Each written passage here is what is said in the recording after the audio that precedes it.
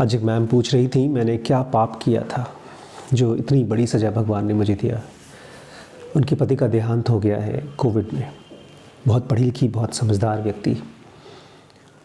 अगर आप स्पिरिचुअल रास्ते पे हैं और आप आत्मा को जानने के चाहत में हैं तो इस सवाल को आपको ख़त्म नहीं होने देना है, क्योंकि ईश्वर आपको किसी एक पर्टिकुलर पाप की सज़ा नहीं देता। हम सब के सब जो भी इस धरती पे आए हैं, इस फिज़िकल वर्ल्ड में आए हैं, इस मृत्यु लोक में आए हैं, वो पापी हैं। किसी पाप की वजह से नहीं, क्योंकि हम यहाँ पर आए हैं तो ही पापी हैं। और क्या है पाप? हमारा शरीर। हमको और आपको लगता नहीं है कि ये शरीर कोई दर्द की चीज़ है, तकलीफ़ की चीज़ है। हमको लगता है जब कुछ गलत करेंगे तब दर्द मिलेगा।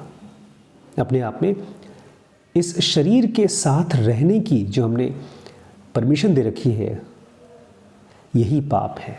तो सवाल ये उठता है कि मुक्त कैसे हो जाए? मुक्ति आएगी जब हम कंट्रोल सीखेंगे। एक चीज़ समझिए, स्पिरिचुअल रास्ते पे केवल कंट्रोल ही फ्रीडम है, मुक्ति है। हम इस बॉडी में रहते हैं, खाना खाते हैं, कितना देर तक हम शांत रह सकते हैं भूख के साथ?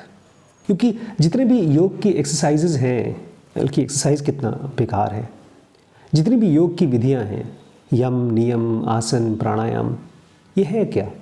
कंट्रोल है, रेगुलेशन है। अब अगर आपको प्राण का आयाम करना है तो ढेर सारे तरीके हैं प्राणायाम करने के, लेकिन क्यों? क्या फ़ायदा है प्राणायाम करके? इस शरीर के ऊपर अगर हमारी मालकियत हो सकती है, फ़िलहाल हमको केवल एक इल्यूजन है कि हमारी मालकियत है। हम अपनी बॉडी के साथ कुछ कुछ चीज़ें कर पाते हैं, बहुत थोड़ी सी चीज़ें। मैंने अपना हाथ ऐसे हवा में ऊंचा किया तो कुछ देर तक तो ऊंचा रख सकता हूँ, और इसी से हमको एक इल्यूजन आता है कि मैं इस बॉडी का मालिक हूँ।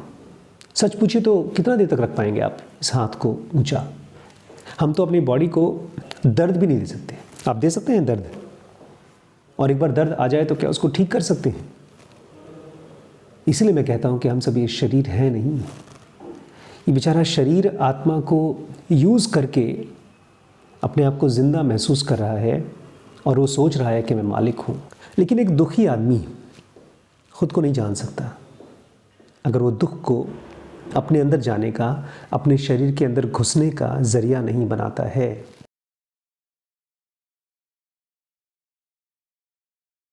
किसी भी लॉन्ग टर्म काम को करने के लिए आपको वजह चाहिए। कोई वजह है आपके पास? क्योंकि जिस दुख से आप परेशान हैं, किसी की मौत, वो तो कुछ दिनों में ख़त्म हो जाएगी। उसके बाद आप बचेंगे इस बॉडी के साथ। और ये बॉडी है क्या? ये बॉडी है कुछ आदतें, बचपन से जवानी तक की हैबिट्स, और वो हैबिट्स ओवर पावर कर जाएंगी। इसलिए जब रमन जैसे लोग कहते हैं खुद को जानो, तो क्या आप पूछ रहे हैं? आपसे किसको जानने के लिए कह रहे हैं? अपने शरीर के अंदर में ना और दुनिया है, एक ब्रह्मांड के अंदर दूसरा ब्रह्मांड है। जब हम सांस लेते हैं और ऑक्सीजन हमारे लंग्स में जाता है, फेफड़े में जाता है, और फेफड़े से हमारा खून उसके साथ मिलता है, तो आपको पता है क्या होता है उस प्रोसेस में? कहते हैं ऑक्सीजन हमारे खून को साफ कर देता है। हमारे घर में पाइप में जो पानी चल रहा है, जब हम उससे सफाई करते हैं, घर का झाड़ू पोछा लगाते हैं, तो उस गंदे पानी को कोई ऐसा तरीका है जिसको हम रिसाइकिल करके फिर से यूज़ कर सकें? हमारे बॉडी में है। अगर हमारा शरीर में खून गंदा होता है और उसको साफ़ करने के लिए ऑक्सीजन आकर उसके साथ मिक्स होता है और कुछ करता है, क्या चीज़ें करता है हमको और आपको नहीं पता, लेकिन क्या हम जानना चाहते हैं? हमारा काम चल रहा है बिना अपने और सटलर सेल्फ को जाने बिना। क्योंकि जब तक आप इस शरीर के साथ ही अपने आप को आइडेंटिफाई करेंगे, जो मर गया है उसको उसी शरीर के रूप में ही जानना चाहेंगे, तब तक आप मुक्त नहीं हो सकते। तब तक आपको इसी शरीर का नशा है, तब तक आप इस दुख से फ्री नहीं हो सकते। तब तक आप अपने आत्मन को नहीं जान सकते, क्योंकि आत्मन ये फिज़िकल बॉडी नहीं है। फिज़िकल बॉडी तो एक तरह का इकट्ठा करना है, जैसे ये बिल्डिंग है, इसमें लकड़ी है, ईंटा है, सीमेंट है और स्पेस है। अपने आप को और सूक्ष्म तल पे जानना होगा, उस तल पे जिसमें ऑक्सीजन और ब्लड जब मिलते हैं तो न्यूक्लियर ब्लास्ट से भी गहरे ब्लास्ट होते हैं और नई नई टेक्निक से, नए नए तरीके से बहुत ही खूबसूरती आती है। हमारा खून जिसको आप साफ़ कहते हैं, वो क्या है साफ़, कैसे होता है? और अभी फ़िलहाल खून की सफाई तो अपने आप हो रही है, हमको तो ये पूछना है हमारे मन की सफाई कैसे होती है। क्योंकि अगर आपको आत्मन को जानना है तो उसका प्योर फॉर्म में ही जान सकते हैं। जब तक वो इस शरीर के साथ मिक्स्ड है तब तक उसका स्वाद आपको नहीं मिलेगा। और जब तक आप अपने आत्मन को प्योर फॉर्म में नहीं जानेंगे तब तक आप अपनी अमृत्य को नहीं जान सकते, अपने एटर्नल रूप को नहीं जान सकते, उस रूप को जो कभी मरता नहीं है, जो कभी पैदा नहीं हो सकता है।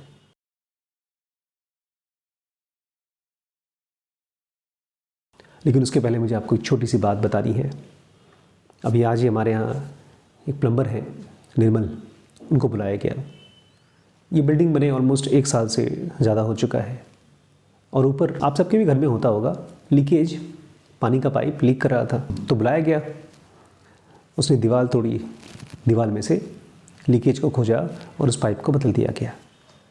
क्या हमारे बॉडी में और हमारे माइंड में भी ऐसा कोई लीकेज होता है? और क्या भगवान ने, जिसके अंदर में सब शक्तियाँ हैं, जो हर चीज़ परफेक्टली करता है, वो इस बॉडी और ब्रेन को ऐसा बनाता है जिसमें लीकेजेस हो? मैं बात कर रहा हूँ माइंड के लीकेज की। क्योंकि जब आपको दर्द होता है, तकलीफ़ होती है, जब कोई मरता है तो आप भी रोते हैं या आपके मन में भी चिंता चलती है। वो चिंता क्या माइंड का लीकेज है? ऊपर पाइप को ठीक करने के लिए प्लम्बर को बुला लिया, लेकिन माइंड के अंदर की लीकेज को ठीक करने के लिए कौन सा प्लम्बर आएगा? वो प्लम्बर भी आपका ही अपना सेल्फ है। वो प्लम्बर है आपके प्राण। अब प्राण के तल पे कौन जाए? एक तो बॉडी की सर्कुलेशन है, खून का सर्कुलेशन, बॉडी का सर्कुलेशन है। आप सांस लेते हैं, खून लंग्स में आता है, लंग्स से पूरी बॉडी में फैलता है, पूरी बॉडी से फिर हार्ट में जाता है और हार्ट से फिर लंग पे पहुंचता है। इस तरह से वो खून पूरी बॉडी को सप्लाई करता है, खाना पीना, और साथ ही साथ अपनी गंदगी को साफ़ करने के लिए लंग्स में आ जाता है। ये तो हमारी बॉडी का सर्कुलेशन है। ऐसे ही एक सर्कुलेशन है हमारे सूक्ष्म शरीर का, उस शरीर का जो हमारी बॉडी की रिपेयर देखती है। लेकिन वो सूक्ष्म शरीर हमारे कंट्रोल में क्यों नहीं है? और उसका कंट्रोल है किसके हाथ में? जब तक हम केवल शरीर के रूप में जिएंगे, और शरीर के रूप में भी हम जीते नहीं हैं, हम इस शरीर के अंदर 5 इंद्रियां हैं, उन्हीं इंद्रियों के भरोसे छोड़ रखा है इस शरीर को। हमारी नौकरी चाकरी, हमारा जीना, हमारे परिवार, हमारी दुनिया केवल इन इंद्रियों के सुख के लिए और अपने आप को बचा के रखने के लिए, ताकि हम फिर से सुख ले सकें। क्योंकि जब भी कोई आदमी आपके आसपास में मरता है, बहुत बड़े दुख झेलता है, तो सवाल उठता है आपके मन में कि क्या मैं इस शरीर के अलावा कुछ और हूँ? थोड़ा सोचिए, कृष्ण के मन में कैसे आया होगा ये सवाल। क्या कोई तरीका है अपने ही प्राणों को महसूस कर पाना? वो प्राण जो इस शरीर को ज़िंदा करता है, वो प्राण जो शरीर को छोड़ के चला जाता है लेकिन खुद जिंदा रहता है। कोई ऐसा एलिमेंट जिसके अंदर से लाइफ निकलती है? क्योंकि ये सवाल नहीं है दोस्तों, ये जो आपने पूछा है ना, ये विज्ञान है, ये एक आंधी है। आपको पता नहीं, आप जाना चाहते हैं इस यात्रा पे? ये अलादीन का चिराग नहीं है कि आप आत्मा को बुलाएं और उससे अपना काम करा लें। ये एक बार आपने इस चिराग को खोला, आपने इस सवाल को सीरियसली पूछना शुरू कर दिया, तो आपकी पूरी दुनिया बदल जाएगी। लगेगा सब कुछ खो रहा है, लेकिन उस खोने में ही आप खुद को पा सकते हैं। और एक बार खुद को पा लिया, उसके बाद आप इस कचरे के चक्कर में नहीं पड़ेंगे। फिर आप इस तरह के सवाल कभी नहीं पूछेंगे, ये आत्मा शरीर के चक्कर में क्यों फंसती है। फिलहाल आपको काम करना है अपने शरीर पर, उसकी हैबिट्स पर, उसकी छोटी छोटी एक्टिविटीज़ को रेगुलेट करने पर। यही योग है।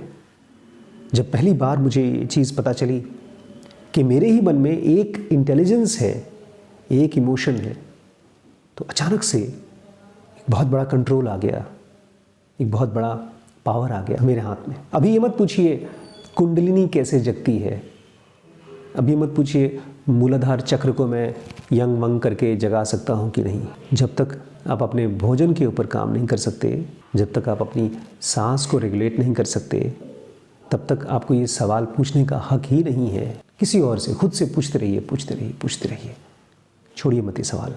मैं चाहता हूँ हर स्कूल में हर बच्चा सीखे इस विज्ञान को, ज़ेन योगा। ज़ेन मतलब ध्यान, योग मतलब इंटीग्रेशन इस फिजिकल बॉडी का किसके साथ, और सूक्ष्म बॉडी के साथ, मॉलिक्यूलर बॉडी के साथ, वो बॉडी जो इस शरीर की गहराई में जा सकती है, और दोनों मिलकर के फिर इलेक्ट्रॉनिक बॉडी के साथ कनेक्ट करते हैं, और ये सब मिलकर के आत्मन को एक्सप्रेस करने के लायक बनती है। इस पूरे प्रोसेस को कहा जाता है योग, और वही हम लोग आज की भाषा में सीखने की कोशिश करते हैं। दोस्तों, ये आंधी है। इस आंधी में अपना सब कुछ ख़त्म कर दीजिए। इस आंधी में अपनी सारी प्रॉब्लम्स को ख़त्म कर दीजिए, क्योंकि प्रॉब्लम्स आप हैं नहीं, आप कुछ और हैं। लेकिन उस कुछ और को जानने के लिए आपको इस यात्रा को हर रोज़ ज़िंदा रखना पड़ेगा, क्योंकि जैसे ही रास्ते से भटके वैसे ही दुख आया। आप नहीं चाहेंगे तब भी दुख आएगा, क्योंकि आपको पता है ना, डिवाइन फ्रैगमेंट तो कभी नहीं छोड़ती। अब जैसे ही आप थोड़ा सा भी आपकी स्टीयरिंग पर से हाथ हटा, आपने सेल्फ की तरफ से अपना ध्यान हटाया, एक झटका आएगा, एक दुख आएगा। मैं उम्मीद करता हूँ कि आपके मन में भी ये दीपक जले, सेल्फ नाम का दीपक। मैं उम्मीद करता हूँ कि आप भी मुक्त हो सके हमेशा के लिए।